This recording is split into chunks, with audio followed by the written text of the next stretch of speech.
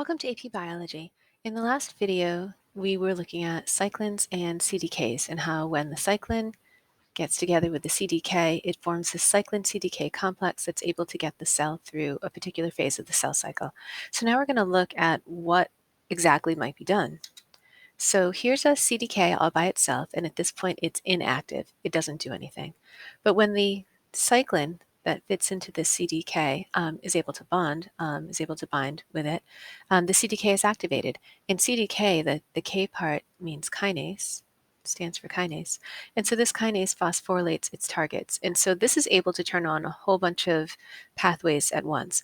And so this target might activate helicase, and this target might activate DNA polymerase, and this target might activate primase.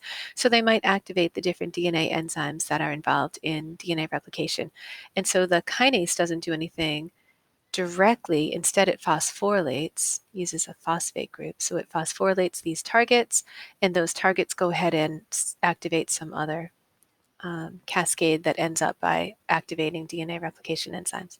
So that's one role of a CDK kinase complex. Here's another one, and I think this one's kind of cool.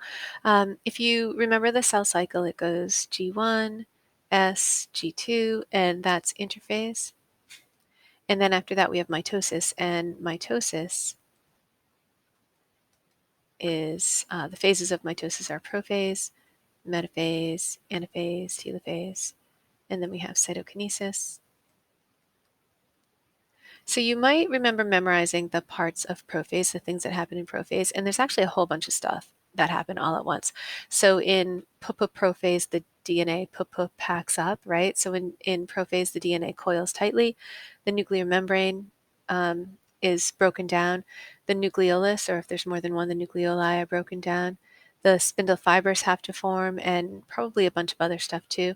So how do you get all those things to turn on at once? Well, a cyclin, the M cyclin, gets together with its CDK, that activates the CDK. The CDK then, the kinase, then goes ahead and phosphorylates different targets. And so there are several different targets that are going to be phosphorylated.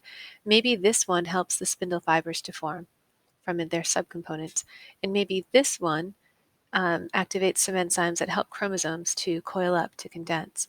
And maybe this one activates a signal transduction cascade that ends up making an enzyme that actually breaks down the nuclear membrane. And so here it looks like the Cyclin-CDK complex is adding a phosphate to targets, and one of them is an enzyme that breaks down the nuclear membrane. And here we have the nuclear membrane getting broken down. So that's how you can turn on a whole bunch of stuff all at once.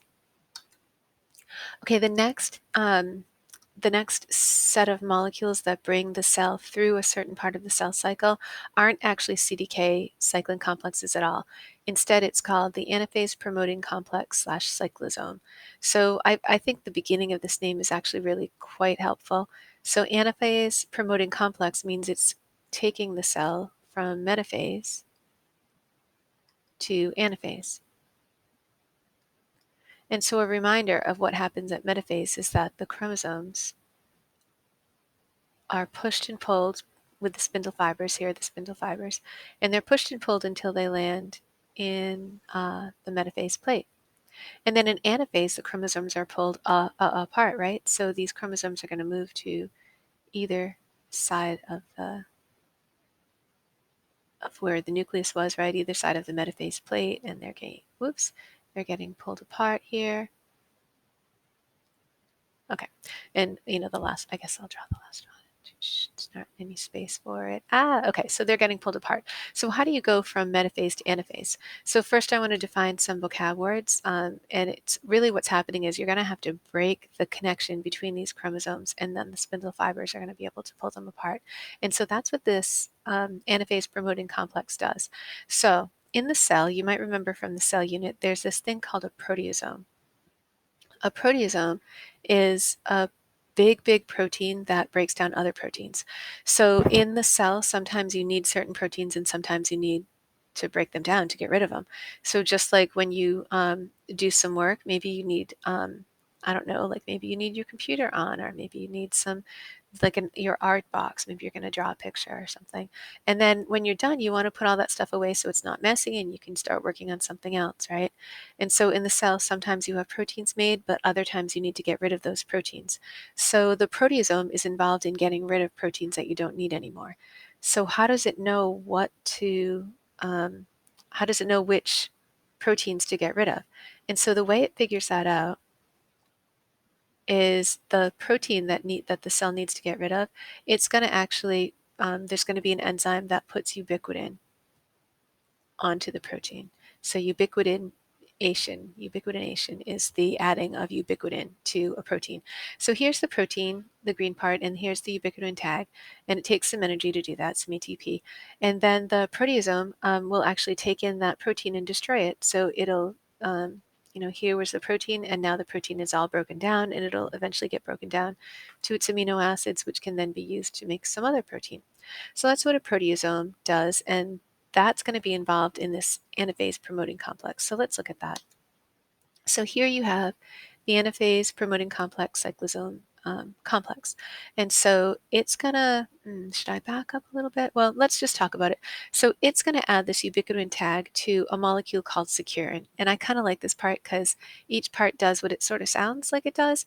So securin separase is this, a couple of proteins that are sitting together. When securin is attached to separase, the whole thing is inactive. So securin sort of secures separase so it can't do anything. And when that's inactive, we have these sister chromatids that are sitting together. And so there's a molecule, I love this part too. The molecule is called cohesin, and that's a protein that holds the sister chromatids together. Kind of a good name, right? I think it's kind of a good name. So anyway, the anaphase promoting complex will attach ubiquitin to securin, and that will allow them to separate. Securin will get broken down by the proteasome, and then separase is all by itself. Here it is. And when it's all by itself, it's active, and it's able to break down cohesin. And cohesin, remember, was holding them together.